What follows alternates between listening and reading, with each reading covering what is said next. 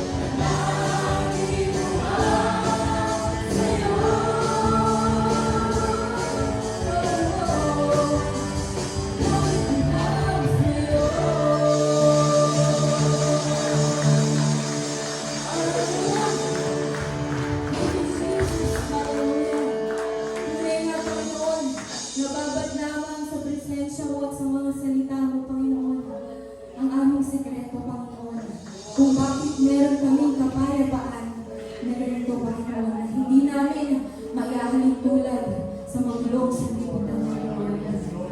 Oh, hallelujah. Your word is to be praised, Panginoon. Kaya wala na kaming hahanapin ka.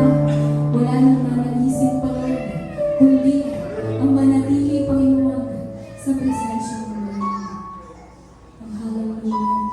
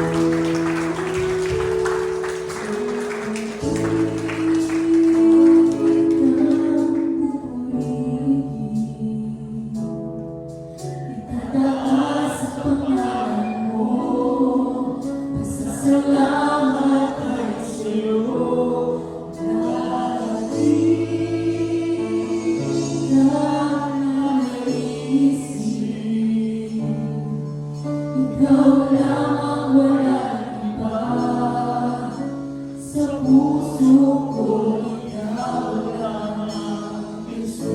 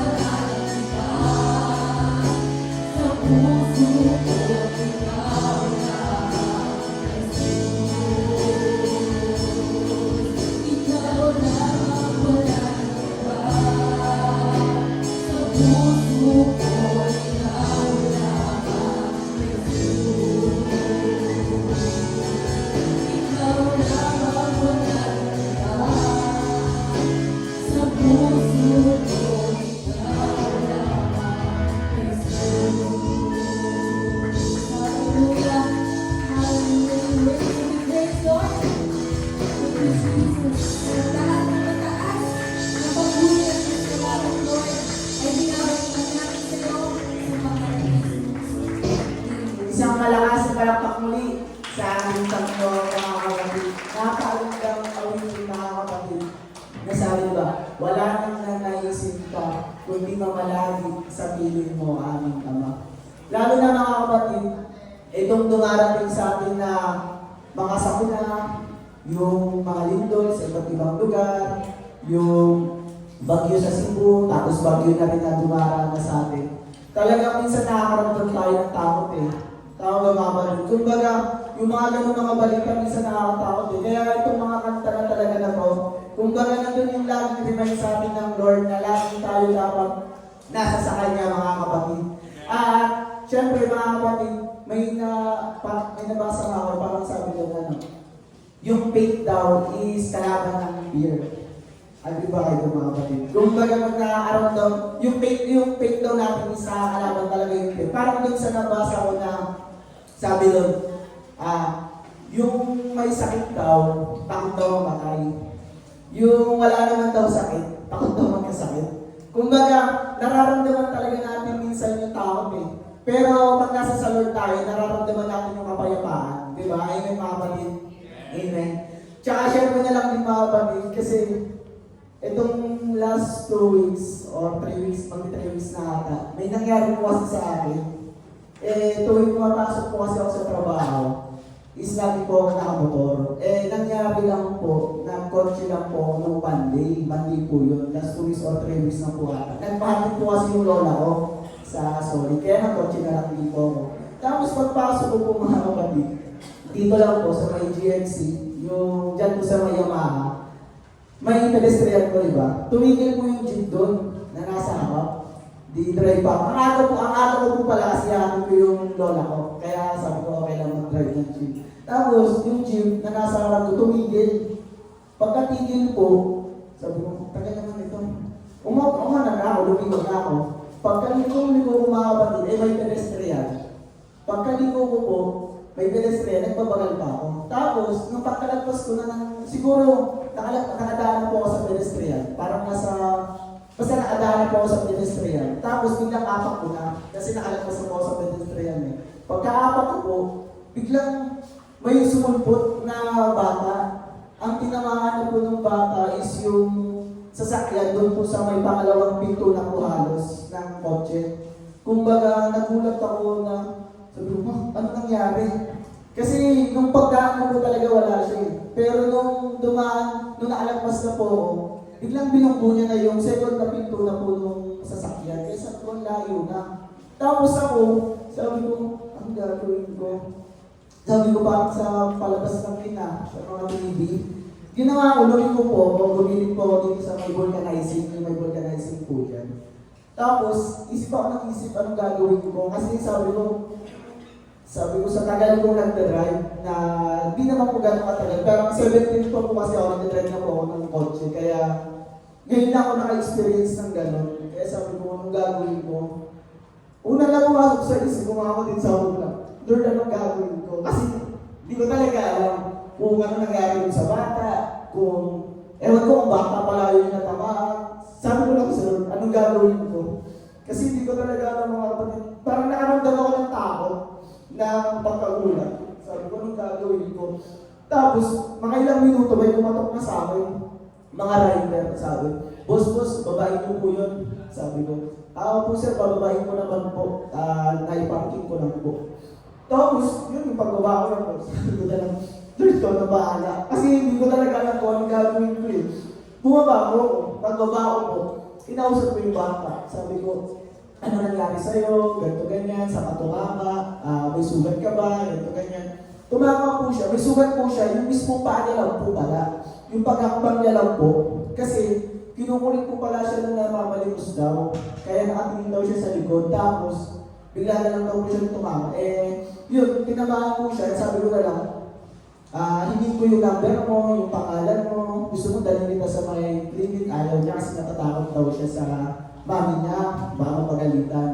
Tapos ang ginawa ko na lang mga kapatid, iniwan ko po yung number ko dito sa may laundry. Tapos, nung pumasok pa rin po ako sa trabaho, kasi umalis siya bigla eh. Nung pagkabigay ko po yung number sa laundry, bigla siya umalis. Sabi ko, grabe. Pero ano pa lang po yung senior, kumbaga bata siya na kaya na parang narinabot po. Tapos, nagkatrabaho, hindi talaga ako mapanatan. Kasi nga parang wala akong kapayapaan sa puso ko. Tapos sabi ko, nung pagka-lunch, sabi ko mag-hapdi na lang talaga ako. Pero nung pagka-lunch ko mga kapatid, tumawag yung nanay. Tapos pagtawag ko ng nanay, gusto ko ipa-x-ray. Pina-x-ray po namin yan sa may moro. Tapos lahat po, ginastusan po, ganito ganyan. Tapos yung nakita ka po sa x-ray, wala naman po talaga. Parang scratch lang po talaga siya. Kaya sabi ko talaga sa Lord. Tapos kinamusta ko pala yung bata nung itong first week ng November. Kung okay naman na siya, kung walang problema, walang nangyari iba pa. Yun, Lord talaga mga kapatid, kasi okay naman po talaga yung bata mga kapatid. Kaya lubos talaga yung pasasalamat ko sa Lord mga kapatid. Na minsan, talaga nakakaramdam lang talaga tayo ng takot eh. Biglang naalala ko lang mga kapatid yung, basta para siyang pattern eh, para siyang pattern sa akin. Yung mga nangyayari sa akin dati sa nag-aaral ako, bago magkatrabaho, para siyang pattern na ito man dumating na problema na to, ibigay mo ko sa Lord. Hindi ka iiwan ng Lord, tutulungan ka ng Panginoon, mag-provide ng Panginoon. Kaya yun, nung nangyari yun, parang lalo kong naramdaman yung pagmamahal ng Panginoon sa ating lahat mga kapatid, na talagang anumang mga circumstances or troubles sa dumarating sa buhay natin, lagi lang tayong kumapit sa Panginoon dahil lagi na tayong kasama. Amen kapatid? Amen kapatid. Ipanalangin na rin po natin ang nalingong na andog at ikapo. Lord, marami pong salamat. Unang-una na nakarating po kami rito ng ligtas. At marami rin pong salamat sa mga blessings, sa mga biyaya po na pinagkakaloob po sa amin. Thank you rin Lord, Panginoon, sa mga biyaya nito sa handog at ikapo. I-bless mo po Lord God ang mga nakapagbigay at sa mga hindi rin po nakapagbigay Lord ay bigyan niyo po sila palagi na Panginoon ng tamang puso at isipan. At maraming rin pong salamat Lord sa mga biyaya nito.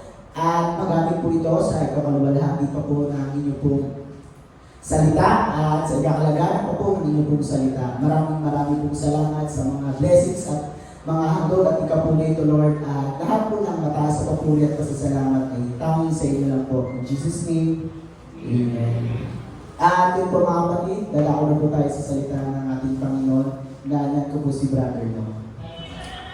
For God gave us a spirit, not of fear, but of power and love and self-control. Therefore, do not be ashamed of the testimony about our Lord, nor of me, his prisoner, but share in suffering for the gospel by the power of God, who saved us and called us to a holy calling, not because of our works, but because of his own purpose and grace, which he gave us in Christ Jesus before the ages began, and which now has been manifested through the appearing of our Savior Christ Jesus, who abolished death and brought life and immortality to light through the gospel, for which I was appointed a preacher and apostle and teacher, which is why I suffer as I do, but I am not ashamed, for I know who I have believed, and I am convinced that he is able to guard until that day what has been entrusted to me. Follow the pattern of the sound words that you have heard from me in the faith and love that are in Christ Jesus. By the Holy Spirit who dwells within us, guard the good deposit entrusted to you. Tayong lahat ay manalangin. Dakilang Diyos, purihin ka sa umagang ito. Salamat po at mayroon pa rin kaming pagkakataon na makinig ng iyong salita, na malaya, na magpasalamat at magpuri sa iyong kabutihan sa aming mga buhay. Muli kami umaasa, Panginoon, sa iyong banal na Espiritu na siyang maglalangis sa tao na itinayo mo po sa aming harapan. Mangusap ka sa pamamagitan niya.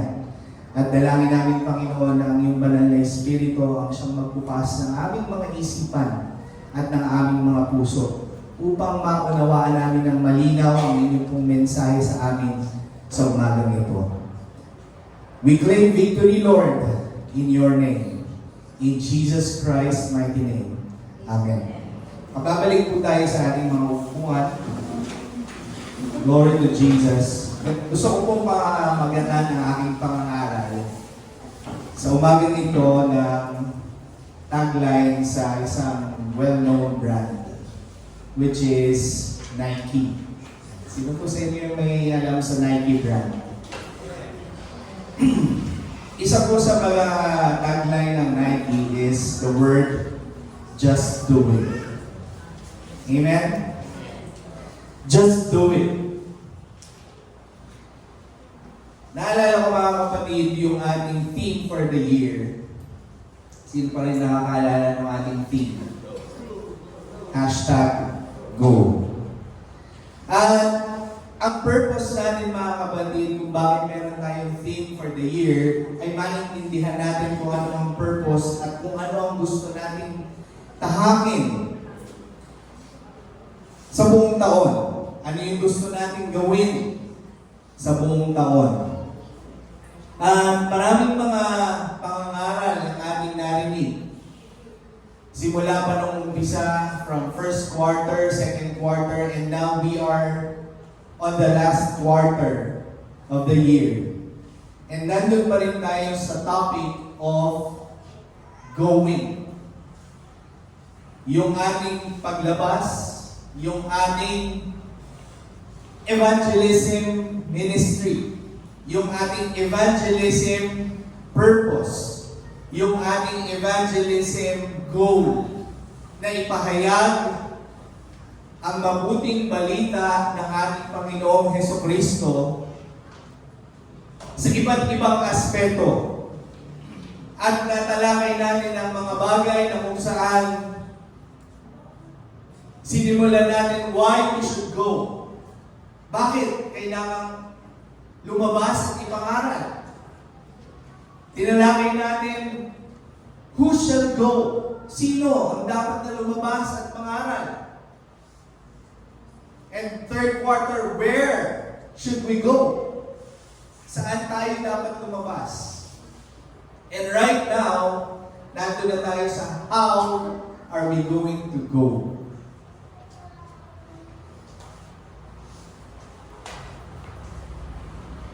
All of you will agree with me, mga kapatid, when I say that we Christians, we know and we understand the importance of sharing the gospel.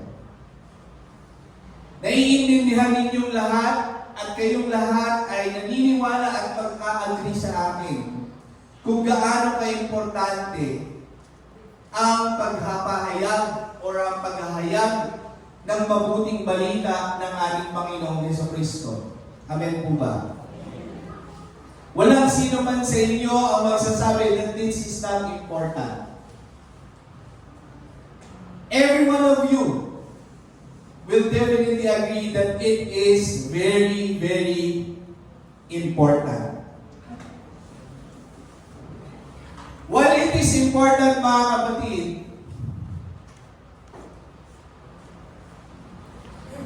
many of us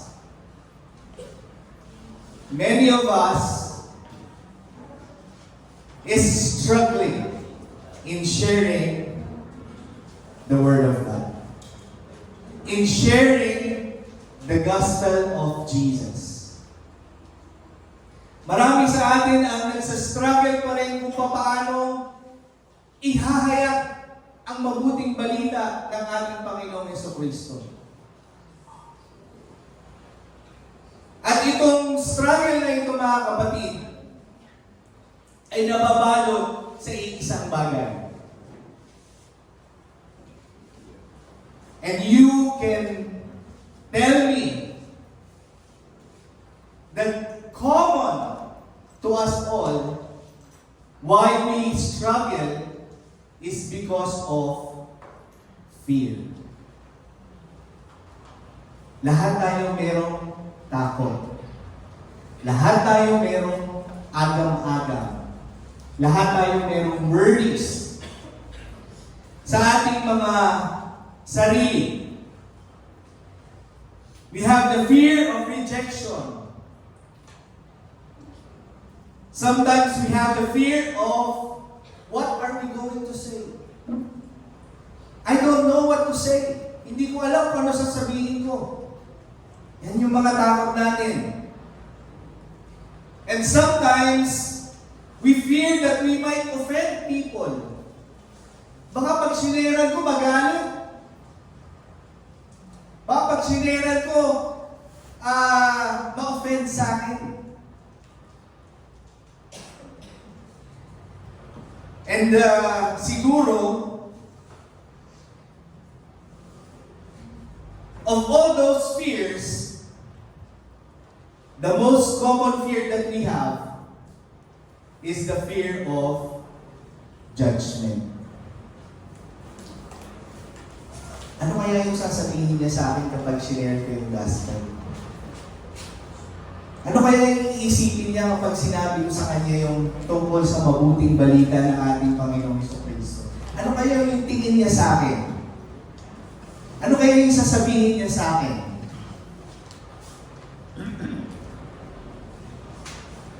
Hello? Amen? Pero pares tayo, yun yung mga common na reason kung bakit nahihirapan at nagsastruggle tayo na maghayag ng salita ng Diyos. At pinakamahirap na mag-share,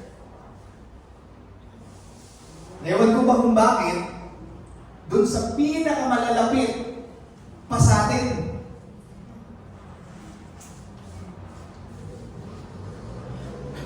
Kung sino yung pinaka-close sa atin, doon nagsastruggle na i-share yung salita ng Panginoon. And everyone will agree na hindi lang tayo ang nakaranas nito. This morning, mga kapatid, I hope that we will realize that it is not just us who experience fear in sharing the gospel. But even when we are afraid, we need to do it. Even if we have fears, we have to do it. Kahit ano pang takot na meron tayo, na nararanasan natin, na nararamdaman natin, kailangan pa rin natin gawin. Evangelism, mga kapatid, and sharing the Word of God do not start with our confidence. Hindi po ito magsisimula or nagsisimula na ikaw ay malakas ang loob. Marami sa atin, iniisip, kaya ko mag-share na ano pag malakas na yung loob ko. I will prepare for it. Pero kahit anong paghahanda mo, minsan natatalo ka nung takot mo. And the only thing that will start us from doing and sharing it is not by our mere confidence, but it is our mere obedience.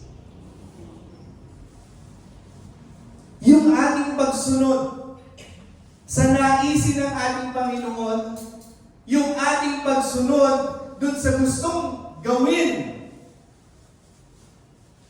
natin, gawin natin bilang anak ng Panginoon, bilang Kristiyano, doon nagsisimula yung ating evangelism, mga kapatid. It will not start with your confidence. It will not start with our confidence. It will start by our obedience. Na kahit natatakot ka, na kahit marami kang agam-agam, you will still do it. Gagawin ko pa rin. Ipapahayag ko pa rin. Magsasalita pa rin ako. I-share ko pa rin.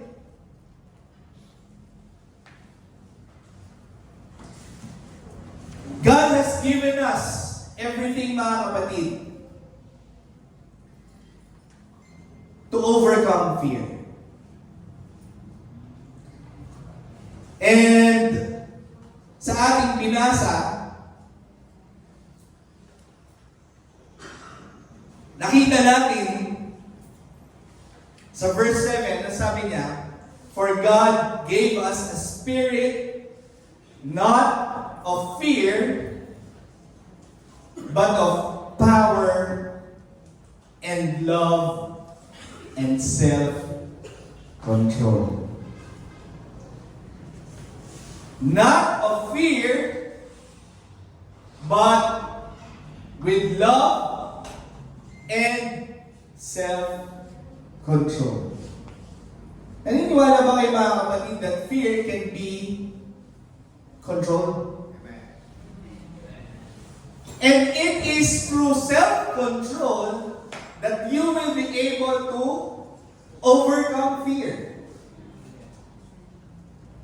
So, hindi galing ang takot sa Diyos, kundi tayo binigyan ng, hindi ng spirito ng pagkatakot, kundi sa pag-ibig at sa pagkukontrol.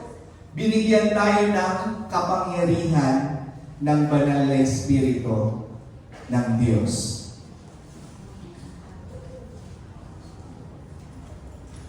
Hindi natin pwedeng sabihin na ito ay naganap lamang sa ating kapanahunan. If you have your Bibles with you, I'd like to share with you in 1 Corinthians chapter 2, verse 1 to 5, a very well-known apostle.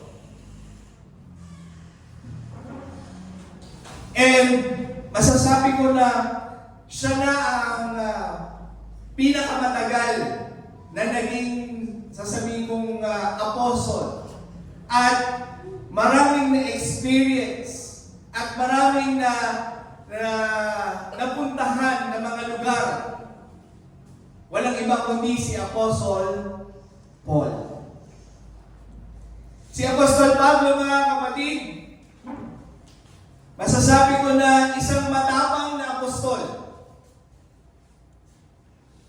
At yung kanyang character, mga kapatid, masasabi ko that he has a strong character.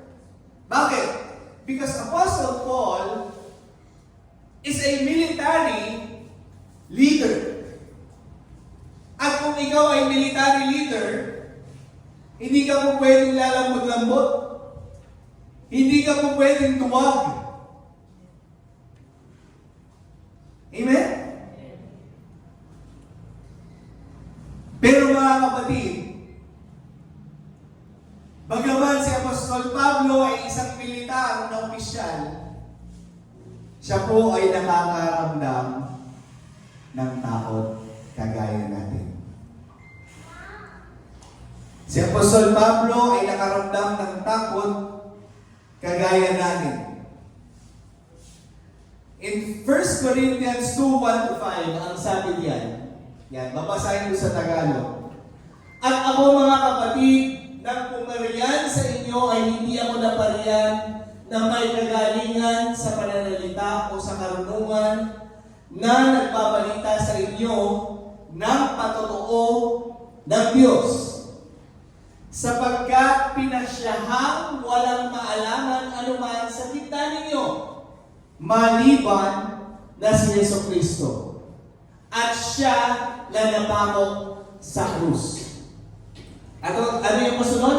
At ako ay nakisama sa inyo na may kahinaan at may katakutan at may lubhang panginginig.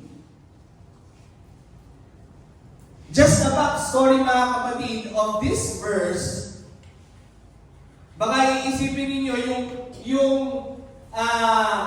sinasabi dito sa 3 na weakness and fear and much trembling is pertaining to His fear of God. Hindi po, mga kapatid. If you will read verse 17, chapter 17, sa aklat ng Acts, ipinakita po doon kung paano si Apostle Paul ay pumunta sa Athens. At doon sa Athens, mga kapatid, naranasan niya ang lahat ng rejection and mockery.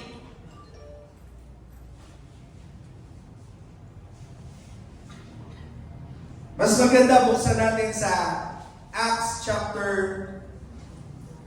17. Babasahin ko na lang, mga kapatid. Hindi ko pala naibigay kay Sister Rena. In Acts chapter 17,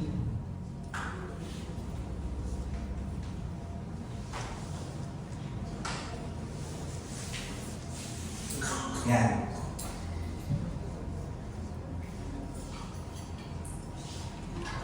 Sabi dito, sisimulan natin muna, mga kapatid, sa verse 1. Tatalon tayo sa 32.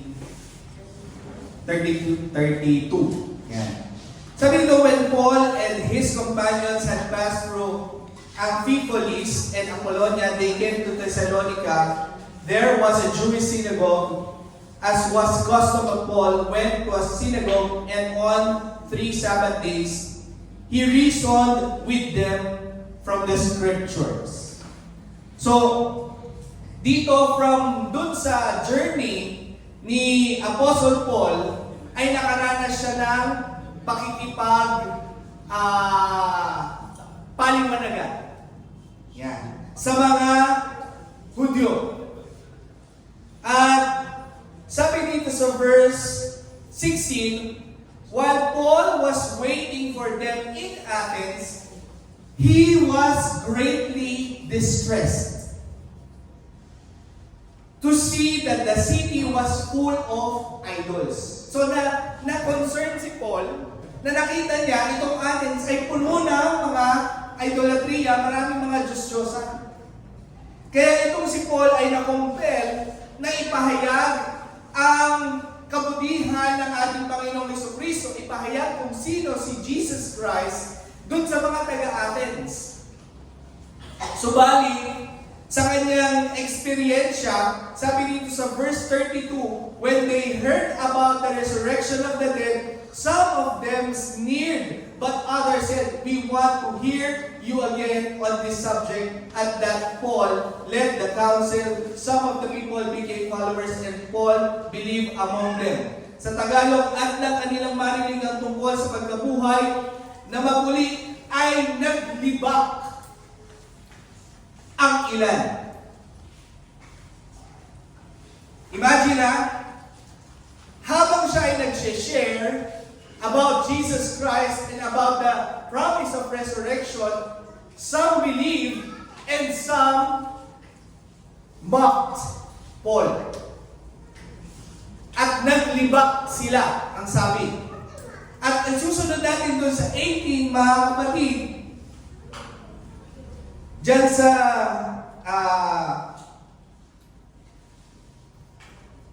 ating verse, in Acts chapter 18, after this Paul left Athens and went to Corinth, and he found Jew named Aquila, a native Pontus, recently from Italy, with his wife Priscilla, because Claudius and commanded all the Jews to leave Rome, and he went to see them, and because he was of the same trade, he stayed with them and worked, for they were tent makers by trade, and he reasoned in the synagogue every Sabbath and tried to persuade the Jews and the Greeks. Now, tingnan niyo mga kapatid yung transition nito si Paul nung siya ay nandun sa Athens na nakikipag-ausap dun sa mga Hudyo, at yung mga Hudyo na naglibak sa kanya, pagdating dun sa 1 Corinthians, sinabi niya that he came to Corinthians. After dun sa Athens, he went to Corinthians to share again the Word of God, but there is fear in him. Why? Because in the past, he felt rejection. Can you say amen? Kaya ang sabi niya, ako ay naparito, when I came to you, brothers, did not come proclaiming to you the testimony of God with lofty speech of wisdom, hindi na mga persuasive way, kundi just the knowledge of sharing Jesus Christ. Yun lang daw yung pinaka dahilan ni Apostol Pablo pagdating niya sa Corinth. At ako ay naparito, sabi niya, nandito ko ngayon na merong kahinaan and much trembling because of the mockery that he experienced with the Jews in Athens. Nakikita niyo mga kapatid? So hindi po porket apostle, hindi nakakaranas ng pagkatakot. And many of us, why we had fear is because we have experienced or bad experiences from the past that limit us to do what the Lord wants to do sa atin because of the past bad experiences na meron tayo. Pero mga kapatid, bagaman ang takot ay nandiyan, it is real. And even Apostle Paul experienced fear with trembling. Naranasan niyo na bang manginig sa takot? Yung halos mag-ihika sa takot. Naranasan niyo na ba yun? So, ini-imagine ko mga kapatid, how Paul felt nung siya ay nakaharap dito sa mga taga-Korinto. Na sinasabi niya that I have this weakness and I came here with fear and I'm trembling. Amen? Pero, ipinahayag pa rin ni Apostol Pablo yung nais na ipahayag ng Diyos sa kanila. Ang sabi ni Paul sa kanila, and I was with you in weakness and in fear and much trembling, and my speech and message were not in plausible words. Hindi sa mga mabubulaklak na pananalita. At ang sabi niya, words of wisdom, but in, sabi niya, but in demonstration of the Spirit and of power, so that your faith might not rest in wisdom of men, but in the power of God. Amen. Palakpakan natin ang ating Panginoon.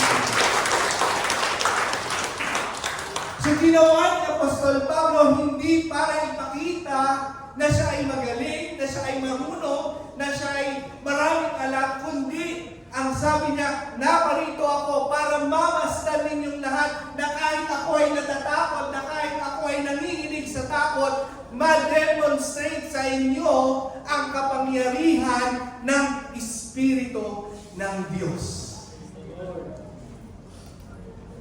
Paul relied not in his own wisdom, not in his own knowledge, not in his own strength, but in God's own Spirit and God's power. Palakpakan natin ang Diyos. Kaya bagaman tayong lahat mga kapatid ay may takot, bagaman tayong lahat ay may past na pangit,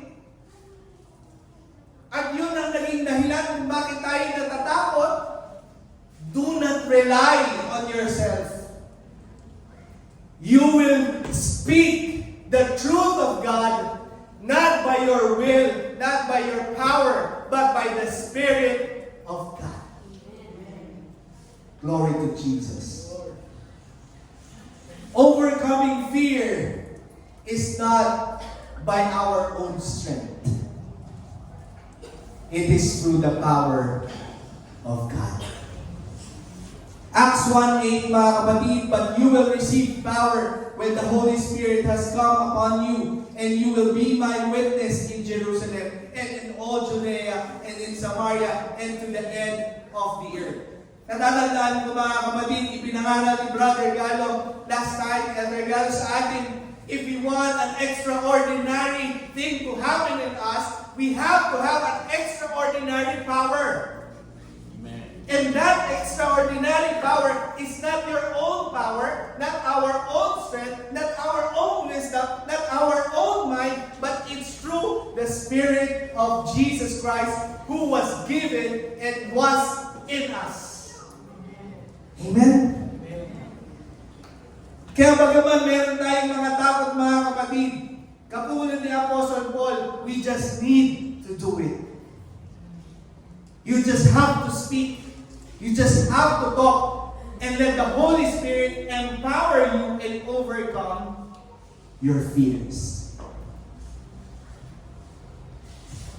Evangelism, mga kapatid, is not persuasion. Can you say amen? Hindi po ito katulad ng iba na iniisip networking. Kailangan magaling mag-convince. Power! Brother God, di ba? Power!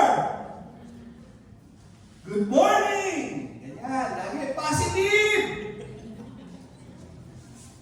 Kahit anong power ninyo mga kapatid, kahit anong positive ninyo mga kapatid, if we will rely in our own knowledge, in our own strength, in our own understanding, nothing will happen in our evangelism.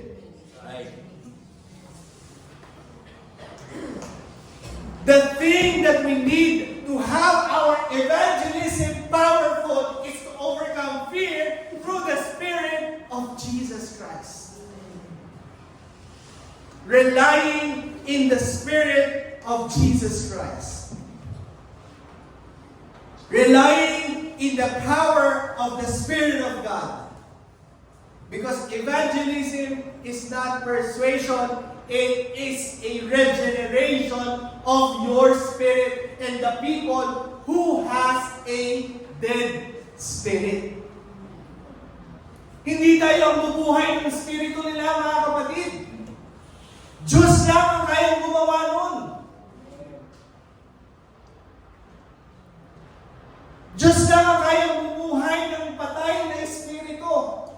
Kahit anong galing ng pananalita natin, kahit anong galing ng paliwanag mo, kung hindi ka kakasihan ng Espiritu ng Diyos, kung hindi kikilos ang Espiritu ng Diyos, dyan sa tao na kausap mo, wala pong mangyayari. Can you say amen? Kaya mga kapatid, our job as Christian is just to speak. We just need to speak. We need to talk. We need to testify. Testify about what? Not about ourselves, not about our knowledge, but to testify, katulad ni Apostle Paul, to testify the only true God, Jesus Christ. Yun lang yung kailangan natin gawin. It is not our job to save the dead spirit ng mga tao na patay ang kanilang espiritu. Hindi nyo yun problema, mga kapatid. Problema ng Diyos yun. It's God's work. It is not our work. Our work is to testify, to communicate, to share, to evangelize the goodness of Jesus Christ to them. So if this is the truth, mga kapatid, na hindi natin trabaho ang bumuhay ng isang patay na espiritu ng isang tao na makasalanan, ano pang kinatatakot natin?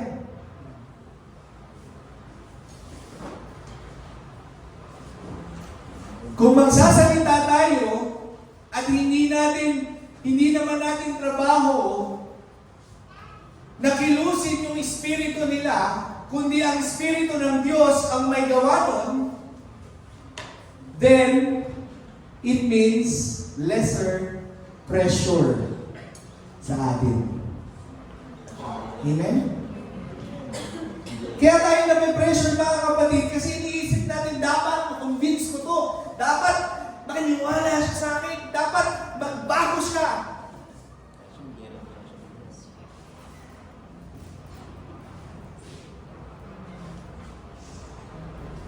Sabi ni Elder Galo, kaso hindi alam ang sasabihin.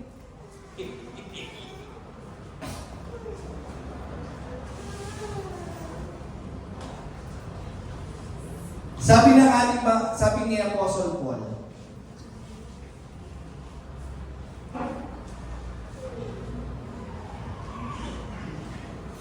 basahin natin ulit sa verse 1, 7 to 14. Balikan natin yung verse. Nasabi ni Apostle Paul, therefore do not be ashamed. Huwag daw tayong mahiya of the testimony of the Lord. Sino sa inyo na hindi nakakakilala sa ating Panginoong Jesucristo, magsabing Amen. Lahat tayo kilala si Jesus Christ, right? And we know the testimony of Jesus Christ. Right? So nobody will tell us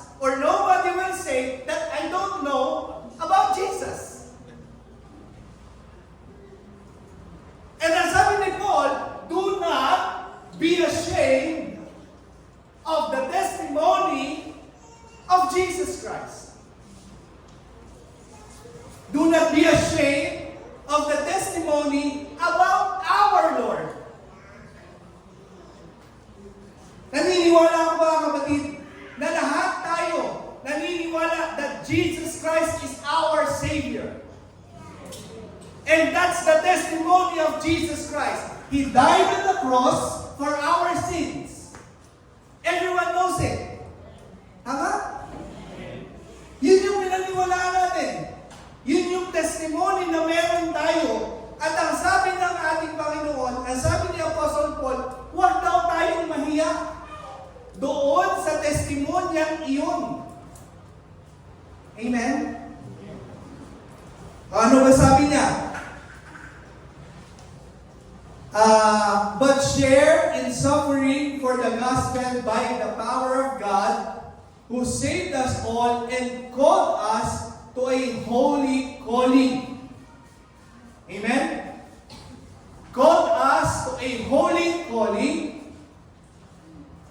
Sabi niya, not of our works, but because of His own purpose and grace. Ano ibig sabihin? Hindi para doon sa ating mga mabubuting gawa, kundi yung testimonyang yun, mga kapatid, ay para saan? Sa isang holy calling na kung saan ang kanyang sariling layunin at biyaya ay mahayag sa pamamagitan ng ating Panginoong Hesukristo. Through Jesus Christ. And we know, mga kapatid, that we receive the same purpose and grace through the Lord Jesus Christ. What is the purpose of Jesus Christ? To save our soul. To save us from damnation. To save us from hell.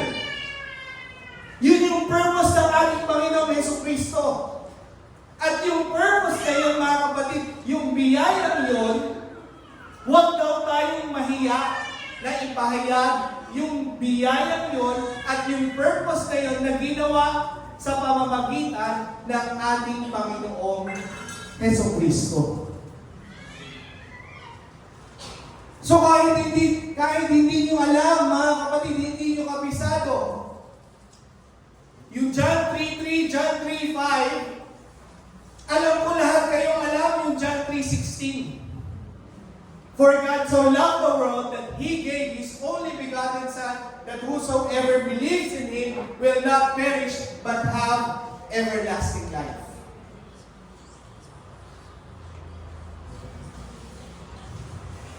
And we have to share that sa ating mga kakilala.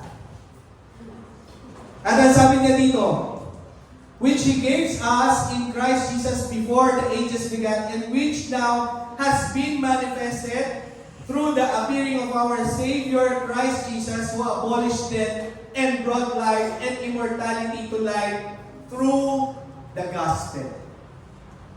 Sa pamamagitan daw ng ating Panginoong Hesukristo, inihayag ang alin? Yung immortality at yung buhay. Sa pamamagitan ng mabuting balita ng ating Panginoong Hesukristo. Anong sabi niya? Anong sabi ni Apostle Paul? Ituloy natin. But I am not ashamed, for I know whom I believe. Yun ang kulang minsan, mga kapatid, sa atin. Yung kumbinsido tayo na kilala natin kung sino yung pinaniwalaan natin. Can you say amen? Minsan, mga kapatid, kapag nag-share kayo ng isang doktor na nagpagaling sa inyo, believe na believe kayo sa doktor, hindi kayo nahihiya i-share yung doktor na yun. Sinasabi niyo sa lahat na kakilala niyo, pumunta kayo kay doktor na ganito, napakagaling na doktor doon, ito yung nagpapagaling ng sakit. Pero pagdating sa ating Panginoong Hesukristo, hindi tayo believe kung ano yung dinagap natin sa Kanya. Hindi tayo sobrang kumbinsido kung ano yung ibinigay sa atin ng Diyos. Pero pag yung produkto, yung S26, pag binigay yung S21, ang ganda ng suit yan, pare. Hello? Diba? Ang galing natin mag-testify. Ang galing natin mag-testimony. Because we are fully convinced. We fully believe of someone, of something. That's why it's easy to testify and share to other people. Pero sa atin mga kapatid, we did not realize that it should be more. It should be more than we should share. Yung mga kakilala natin ng mga doktor, yung mga alam natin ng mga herbal products. Dapat mas kumbinsido tayo na mag-share kung sino si Jesus Christ sa buhay natin dahil siya ang nagligtas sa atin sa damnation. Palakpakan natin ang ating Panginoon.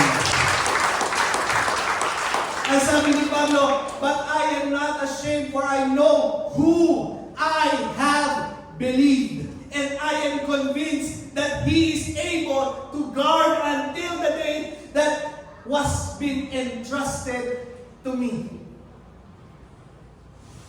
Napakabuti ng Diyos. Ganun dapat yung gayahin natin mga kapatid. Katulad ni Apostle Paul, that he is fully convinced and he fully believed what was entrusted to him, the gospel of Jesus Christ, will be able to keep him until the day of the Lord. Ganun din tayo mga kapatid. Dahil tinanggap natin na kaligtasan mula sa ating Panginoong Jesucristo, we are fully convinced that He will keep us. Yung isang bagay na in-entrust niya sa atin, He will keep it until the day.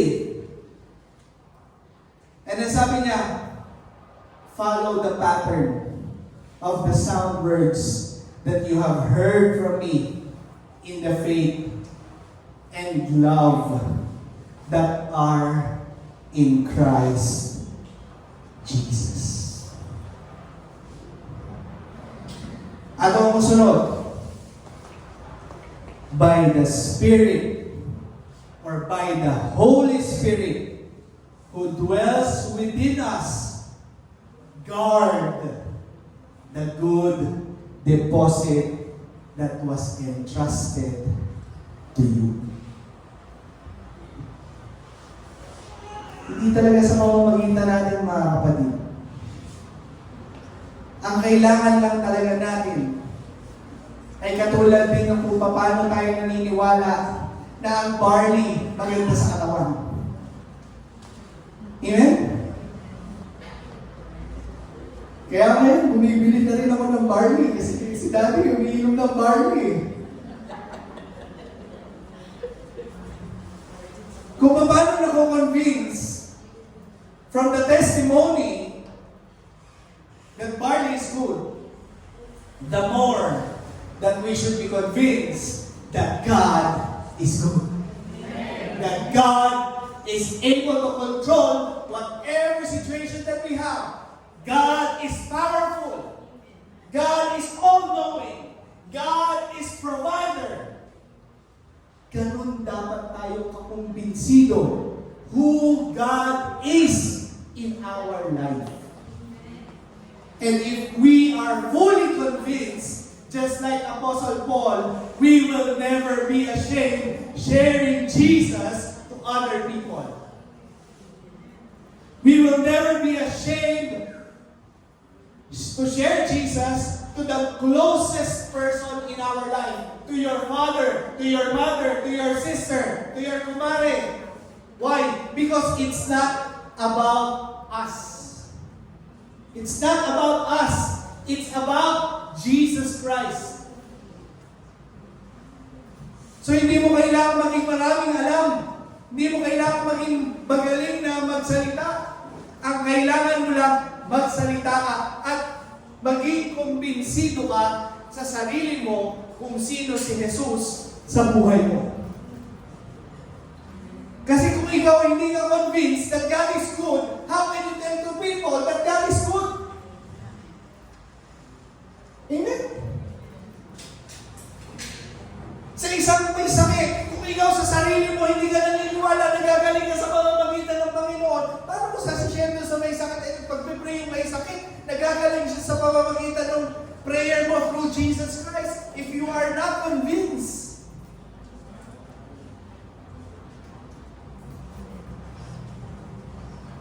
doon sa isang namang problema, financially, kapatid, God will provide. Tapos ikaw nakikita ka niya, problemado ka rin sa pananalapi.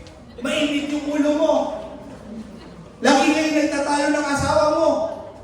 Pag wala nang laban yung pulsa mo, naranatal ka na.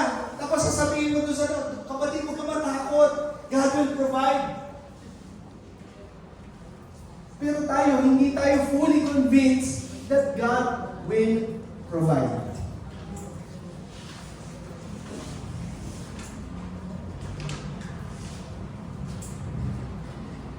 First John 4:18. Sabi dito, there is no fear in love, but perfect love casts out fear.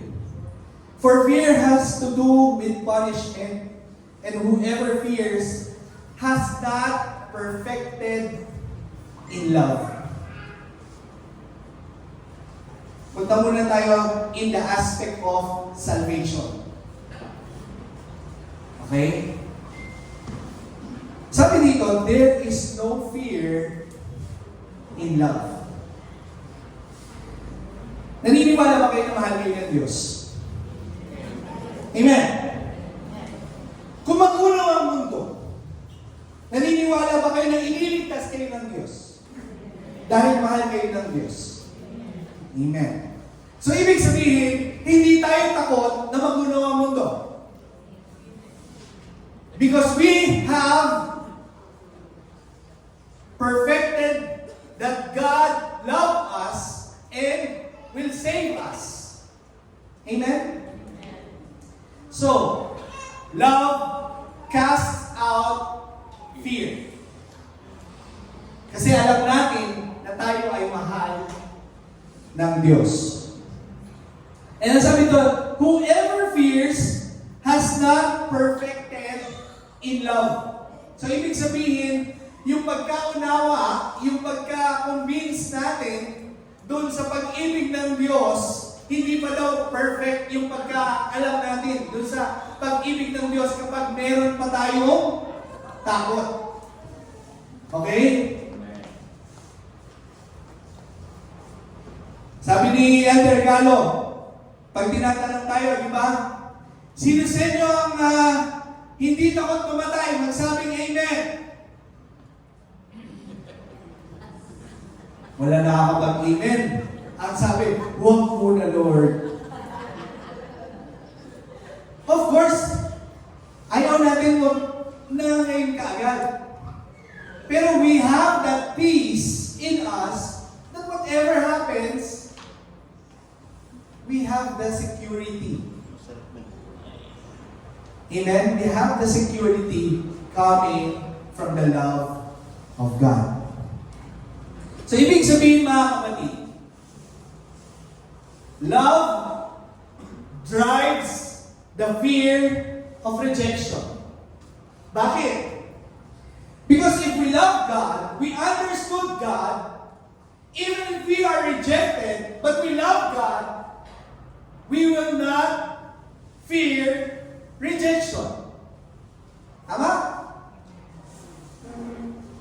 Nakukuha niyo ba mga kapatid? Kung mahal natin ang Diyos, ibig sabihin mga kapatid, kahit na tayo daw ay i-reject, dahil mahal natin ang Diyos, it drives away yung takot natin sa rejection. Tama? Why? Because we love God. And we know God loves us. Bakit tayo natatakot sa rejection? Kasi we love ourselves. Amen? Ayaw napapahiya. Amen? Pero kung meron tayong security ng pag-ibig ng Diyos, kahit na anong pahiya natin, it drives away shame and fear of rejection. Because we have the security of God's love in us. Love drives away fear. Ang sabi dun sa binasa natin, if we fear, then we have not perfected yet in love. Nakukuha? Okay. Love motivates obedience. Kung mahal natin ang Diyos, ito ang nagmo-motivate sa atin para sumunod. So kahit na natatakot ka, susunod ka. Gagawin mo. Because love drives away fear. And it motivates you to obey. Ganun yung nangyayari kay Apostle Paul, mga kapatid. Kaya kahit natatakot siya, kahit na mapahiya siya, ang motivation ni Apostle Paul ay yung pag-ibig ng ating Panginoong Jesucristo.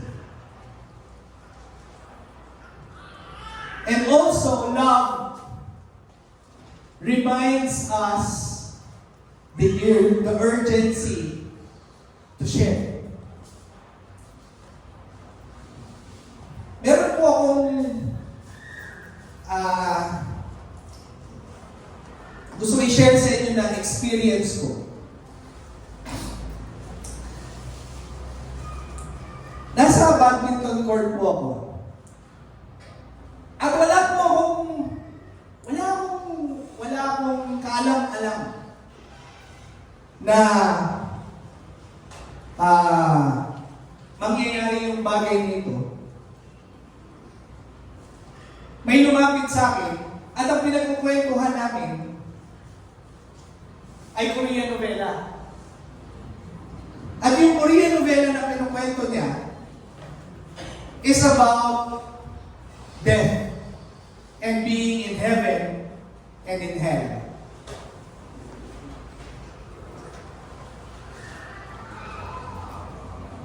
Doon sa kwentuhan namin, mga kapatid, naniniwala ako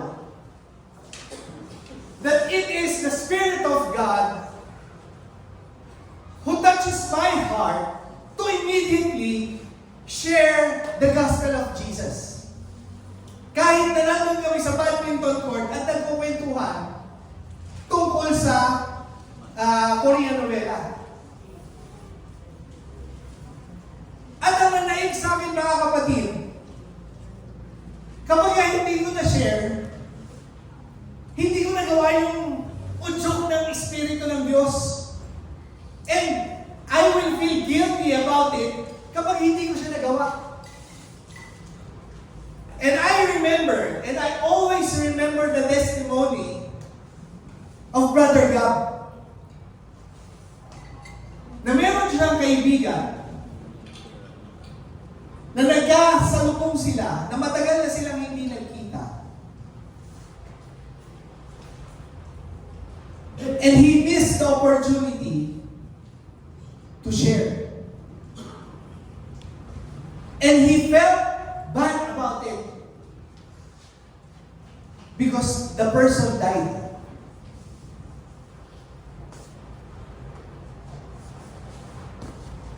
Naniniwala kayo, mga kapatid, that it is the love of God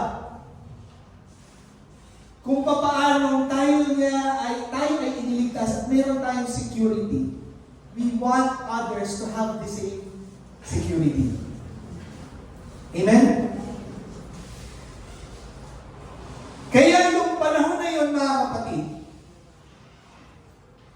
nandun kami sa court, magkatabi kami ganyan, wala akong ibang dala kundi yung cellphone ko. Buti meron akong data. So binuksan ko yung internet, binuksan ko yung Bible Gateway, at binasa ko sa kanya, at shinare ko sa kanya about the gospel of Jesus. So is it me who works? Who does it? No. It is not me. It is the Spirit of God who compels us to do it. Amen? And because we understand God's love, nandun yung urgency natin to share. Because that is a signal that time, this person needs to hear about The gospel of God. The gospel of Jesus Christ. Amen? And we have to be sensitive. Kapag naramdaman niyo yun, mga kapatid, Nike, just do it. Just do it. your fear may be great. Yung takot natin, posible, napakalaki. But our God is greater. Amen? Share the gospel of God. We have to share it boldly. Because someone's eternity is at stake. Ano ibig ko sabihin? Nakasalalay ang buhay ng isang tao dun sa ating pagsishare. Nakasalalay ba yun sa galing mo? No. Nakasalalay lang yun sa obedience natin. So, sa ating mga mahal sa buhay, kahit na anong rejection nila sa atin, We should have perfected the love of God drives away fear.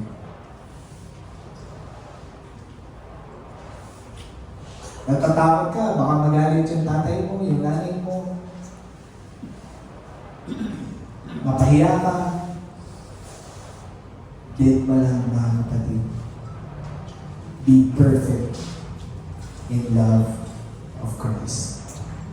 Just do it. Ay lahat ay tumayo. Glory to Jesus.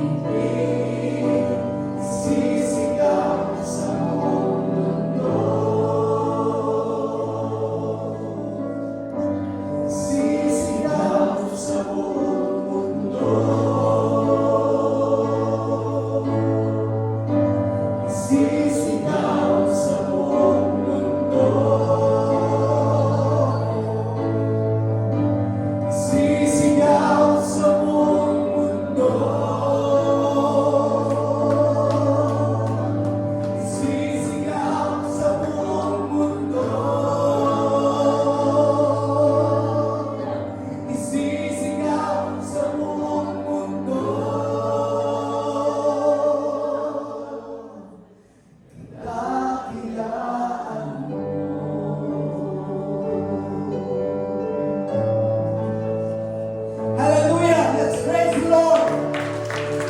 Glory to Jesus! Glory to God! Dakilang Diyos, purihin ka sa iyong mga salita. Lord, we know that all the signs that is happening in this world is a sign that you are coming soon, Lord. Kaya naman, Panginoon, tulungan mo kami Bigyan mo kami, Panginoon, hallelujah, ng iyong banal na Espiritu palagi. Upang magawa namin, Panginoon, ang iyong ninanais na ipahayag ang iyong mabuting balita sa lahat ng ginagawa. Perfect love, Panginoon, ang ipinaranas mo sa bawat isa.